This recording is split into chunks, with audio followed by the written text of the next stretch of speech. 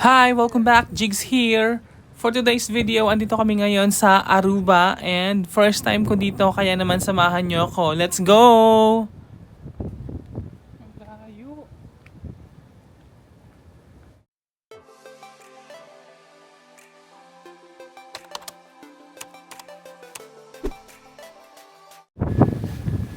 So we can just walk? Yeah, just walk around here on the way out, Walk all the Okay. way. and then you'll see the tracks for a tram. I see. If you follow the tram route, sort of that way, the tracks, Takes that'll you take About you to the high street. 10 minutes walk? Yeah, maybe Oh, 15. 15, okay. Yeah, no more than 15. Yeah. Yeah. Thank you so much. You're welcome. See you later. Yeah. Medyo kaya palang lakarin eh. Pwede naman palang lakarin. Saan ka na beach? Hindi ko alam eh, may beach. Oo nga, may beach nga pala dito. Yung shuttle kasi doon Papunta ng beach. Dito muna ako sa town. So ayun na nga for today's video, medyo may kalayuan yung ating lalakarin papunta dun sa town. And dahil first time natin ngayon, hindi ko alam kung saan ako talaga pupunta today. And ang bala ko lang din talaga, bumili ng souvenir. Or kapag makakapag-swimming ako ngayon, go tayo sa swimming.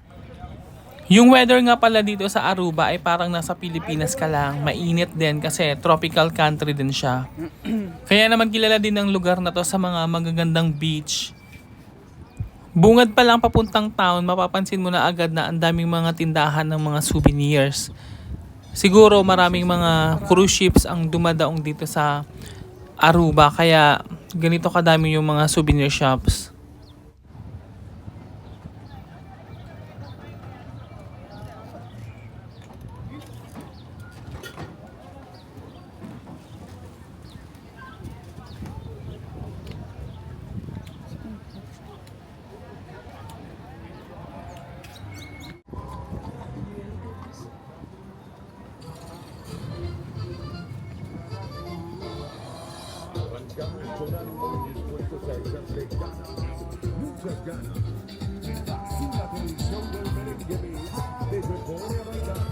Kapansin-pansin na friendly din yung mga locals dito.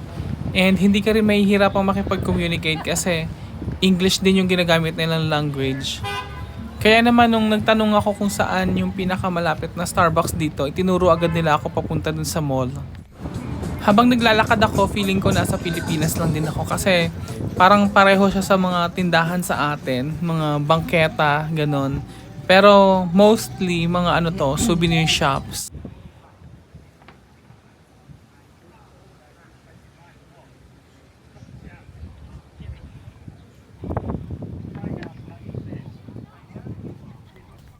Medyo malayo-layo na rin yung nilalakad ko ngayon papuntang mall and sobrang init kasi tanghaling tapat.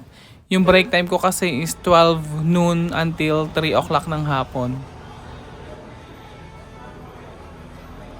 So ayun na nga at narating ko na yung mall and hindi naman tayo na-inform na ang shala pala ng mall na pupuntahan natin kasi bungad pa lang Louis Vuitton na tapos bandang kanan Prada and then dun sa kabila Gucci. Ang lakas maka-greenbelt nung datingan ng mall na to.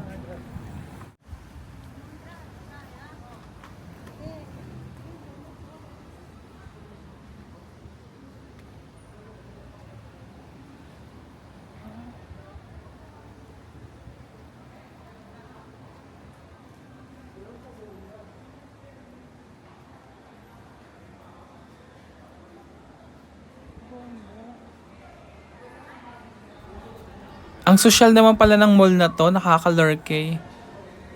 Kung hindi lang ako nagko-collect ng Starbucks mug hindi na ako pupunta dito.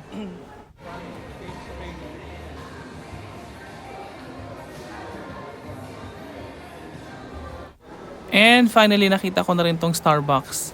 At makakabili na tayo ng Starbucks mug na ang nakalagay ay Aruba. So, another collections to, additional sa ating collections.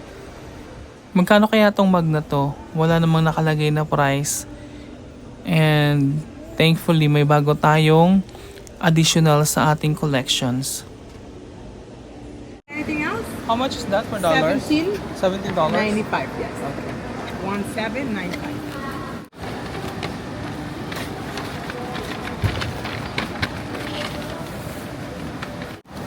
Thank you so much. At dahil nga mainit sa labas, dahil tanghaling tapat, makiki-wifi muna ako dito sa Starbucks. And hindi ko pa alam kung makakapag-swimming ako mamaya kasi hindi ko alam papuntang beach.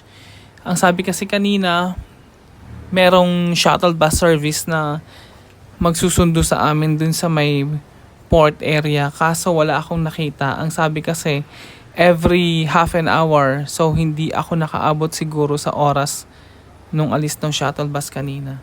So, ang ending natin ngayon, mag-wander na lang ako dito sa loob at sa labas ng mall and then bibili ng souvenirs and babalik na rin sa barko kasi may duty pa ako mamaya.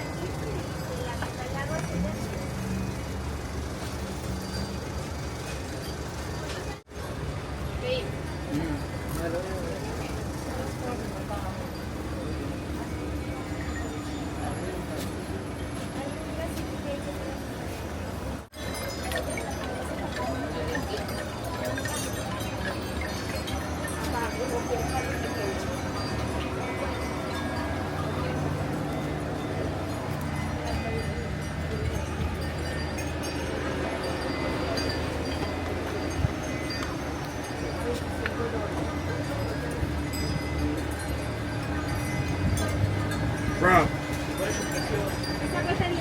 come here. You think Katie would appreciate this?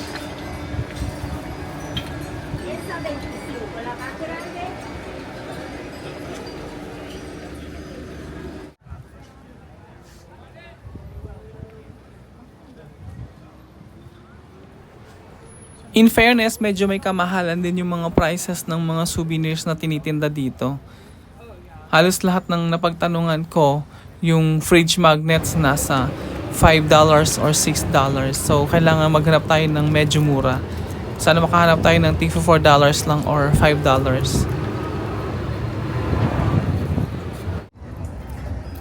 Yung napagtanungan ko kanina.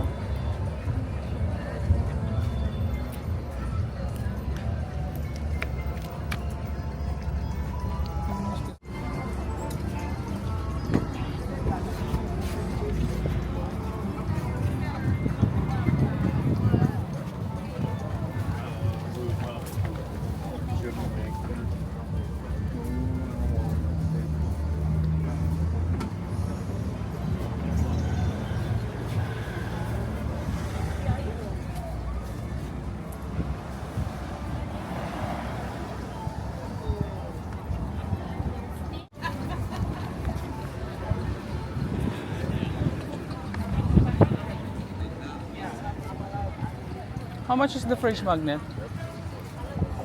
One for 4, 3 for 10. What? One is 4, 3 for 10. $1 is for. Siyo nga, mali pa yung nasabi ko. One fridge magnet is $4. Ang sabi ni ate. One is for 4. Ang sabi ko, ano ba yan? Thank you.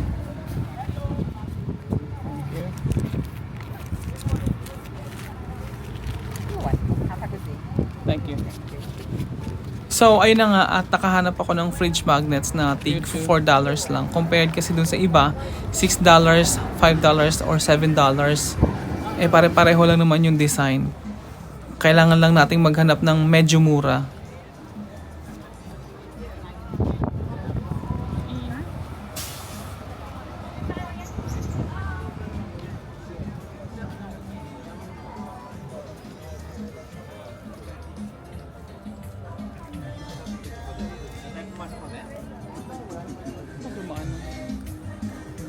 So, ayun, at nakabili na ako ng mga souvenirs na gusto kong bilhin.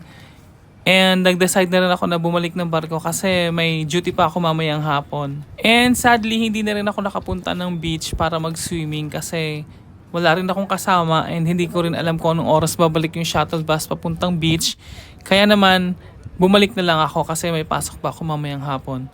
So, thank you for watching guys, and nag-enjoy din ako dito talaga sa Aruba kasi first time ko dito. Thank you for watching. Bye!